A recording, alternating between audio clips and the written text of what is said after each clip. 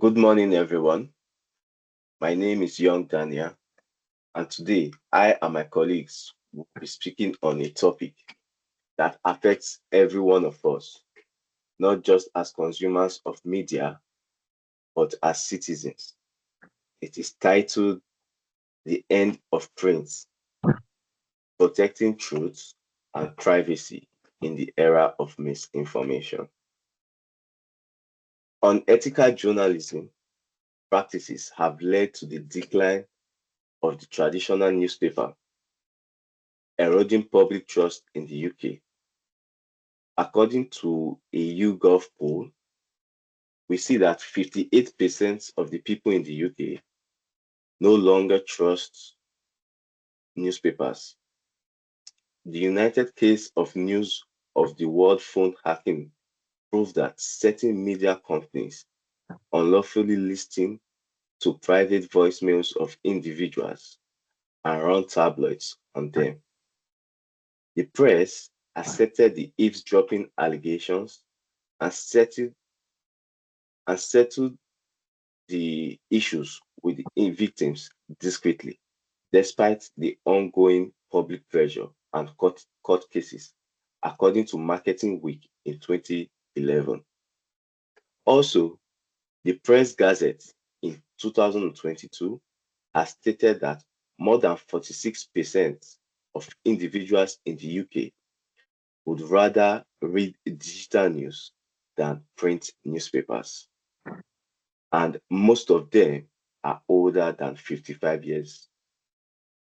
Now that the media has shifted towards digital channels, it is still immensely important to make changes to the breach. It's still important to make changes to privacy breach laws. The problem, which has been ongoing for more than 20 years, makes it difficult to figure out how to keep people privacy safe in media world that is constantly evolving in epic in epic 2024. Now we are talking about the impact and significance of this study. The case of privacy violation by the UK media has signified how far the media can go in pursuit of profits. These incidents have affected not only celebrities, but has also invaded the privacy of politicians, crime victims, children, teenagers, and whistleblowers. It is it also deteriorated public trust in the media. The profits from newspaper ads have stayed the same over the past 5 years. In 2014, print ads made 5% less profits, while digital ads made 3% more, but still not enough to make up for the loss of print media. But despite the increasing sensitivity to privacy concern, the regulation remains somewhat neglected. For people to be able to trust the media again, legal protection needs to be greater than privacy rights of individuals, which needs to be balanced with the public interest. Now, let's talk about the phone hacking and legal outcome. The phone hacking scandal and its fallout marked a turning point. The news of the world was forced to shut down in 2011. Operation Wheaton, the largest UK press-related criminal investigation, led to 40 convictions. Civil case Mirror Group newspaper resulted in huge compensation. The Levison Inquirer was launched to reform media practices, but meant to deepen accountability, which was shelved under political pressure. All of these highlighted a media culture and not only violated the Data Protection Act of 1998 and Article 8 of the Human Rights, but continued to operate without fundamental reform, according to Cobram in 2022. So now, where do we go from here? The solution lies in enforcing robust privacy law, a joint effort, a joint effort between the local governments, legal institutions, and the local councils. This would lead to five major benefits. One, restored public trust in journalism, accessible redress for victims, improved international reputation, true accountability for media houses, and finally, a shift for more ethical reporting practices. So, this topic is not just about the decline of print, it's about what comes next. In digital age dominated by surveillance capitalism and misinformation, we must ensure the truth and privacy are not casualties of profits. Without strong laws, ethical journalism, and institutional accountability, the press cannot fulfill its public duty. The time for reform is now because the media that the people don't trust is a media that cannot save them. Now, I'll pass on to my next colleague who is going to talk about the data analysis and analytical tool. Thank you. Good morning, everyone. My name is MD Ajulakim Iman. To being our study, we gather information from reputed sources such as the Guardian, BBC, Sun, Forges, and Reuters. We also use data from organizations like the OECD, Digital Politics Platform, and academic sources like Science Direct and Research Guide. So those are all based on internet, trust base. We analyze the data using a quantitative content analysis, focusing on real event, including a scandal like the phone hacking incident and the Lebanese inquiry. The SPC code of ethics and the concept of surveillance capitalism, we looked at how unethical journalism has contributed to the downfall of the print media industry, particularly in the UK. If I go my the next slide, then it's talk about theoretical framework. Now let's discuss the theoretical backbone of our strategy, servilism, capitalism, a concept by Susanna Jufok. This theory show how newspapers have shifted from informing the public to changing sales, and to do that, many began using unethical method. There are basically three components to the framework. One is data connection, second prediction production products, and third is behavior market. If I go for the first, data collection, media composition gather personal data without consent. A key example is Selena Miller, who received £35,000 in damage from news group and newspaper for invading her privacy. If I go for the second, prediction products, the information was the used to craft emotionally charged content. For instance, Cartolas Cruz's life was sensationalized by the media to provoke a strong public reaction. If I go for the third, the behavioral market, so if I say private data was expanded to boost newspaper sales, think about Elton John, his voicemail were hacked, and the detail were twisted into the dramatic news story. So this is no longer just journalism; it's become a business model built on subversions and manipulation. Right now, I go for the third slide, which is talk about the SPC code of ethics. Let's now look at the third, the lens of the SPC code of ethics, which guide responsible journalism. If I go for the seek truth and report, IT journalism are expected to use fair and legal means to uncover the truth. However, in Prince Harry's case, the son and the illegal surveillance to report on his private life. It's insane. And second, if I go minimize harm, journalism should not cause unnecessary harm. Yet the news of the world deleted Milidor's voicemail during a police investigation, which seriously not be a justice. If I go for the third and fourth, act independently and be accountable and transparent, those are should be no political or financial presence in the reporting, but this was not false. The publisher of The Sun had apologized to the Duke of the Sussex for introducing into his life to just boost headlines. So those violations show how ethic boundaries were crossed for the sake of sensationalism and sales. So what does it all means? The decline of print media is not just a result of technology, it's a result of lost truth.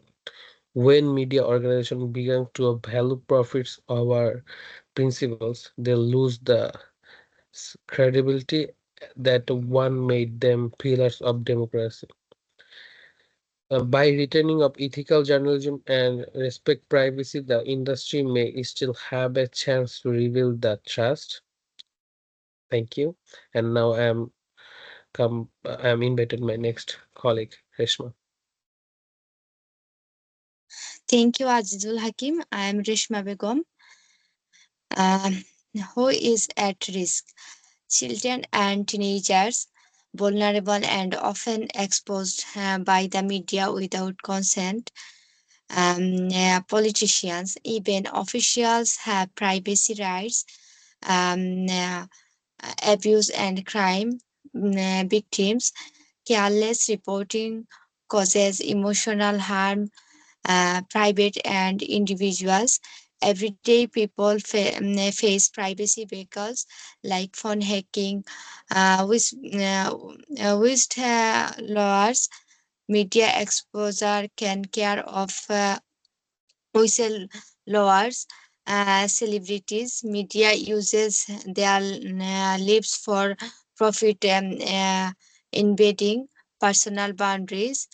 The next is the future of print media and privacy laws. Digital shift is growing. 91% still read print, but online is rising fast. New media roles, designer, podcaster are reshaping journalism. Laws must balance freedom of press, Article 10, and right to privacy, Article 8. AI and social media blur professional versus citizen journalism, and privacy laws must stay flexible but ethical. And the slide advice to UK Law Society. Reform IPSO restructure for independent fair complaint handling, restrict media exposure, review the Data Protection Act 2018, mandate transparency, publish reports on data usage, no hidden investigations, and create internal ethics boards, ensure content has ethical justification, oversight for ICO, monitor ICO's handling of media complaints, impose heavy penalties, fair outlets pushing private info in without consent. Now I hand over my other colleague Adarsh. Thanks, Rishma. Now we're gonna do about the recommendations to the government so that they can improve the laws and everything about the privacy protection and integrity of journalism. So first we must fund the privacy impact research and how the privacy breaches are done by media working with UKRI and ERSC so that we can be able to stop them from preventing those. And we should monitor the local councils and empower the councils to report the regulators and tell them about the rules and regulations so that they won't be able to break, and they can be able to report the misdemeanors and the people who break the law and the vulnerable community and impacting them and everything. And aspiring new journalists to follow new ethics code and follow the new privacy legislations and give training to them about the new media and everything. And to improve the condition, we can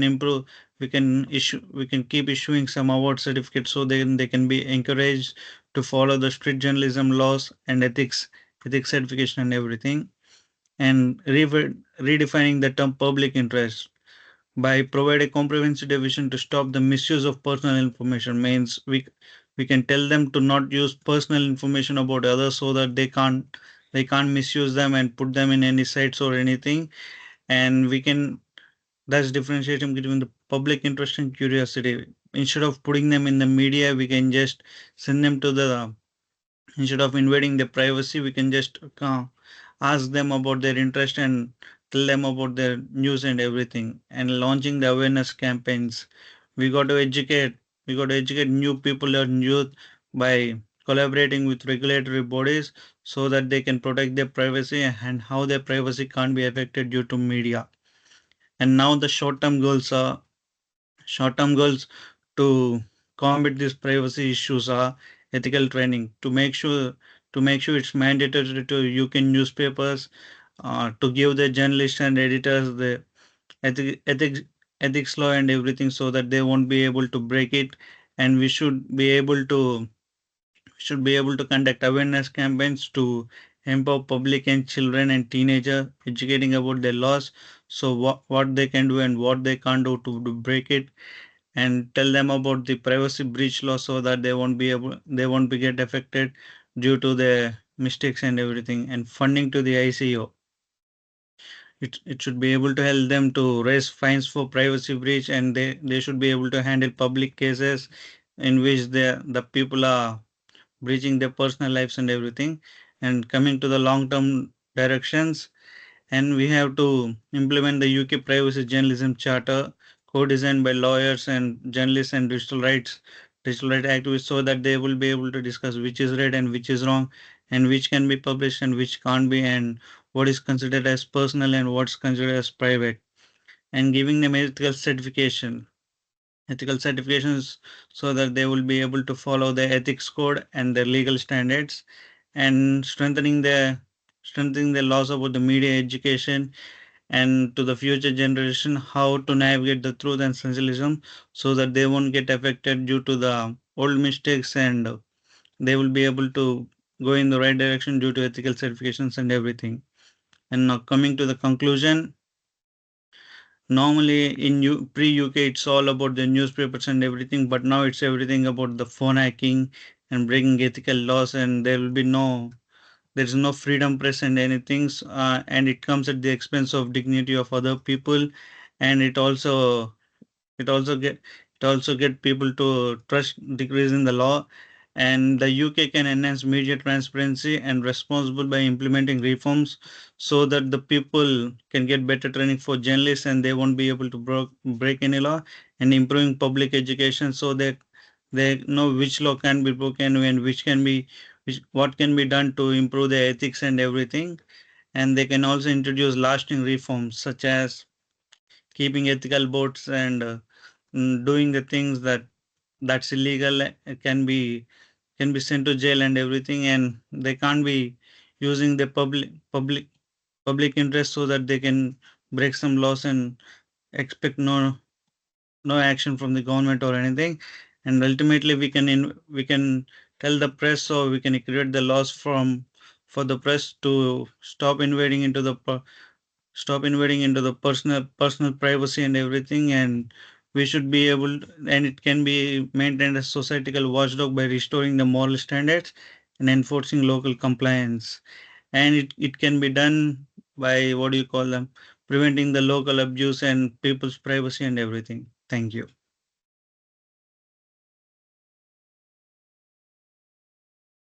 And these are all the references we got from the sources, secondary sources and primary sources about the new digital age and everything. And these are all the research papers, and we got from the internet and study papers and everything. Thank you.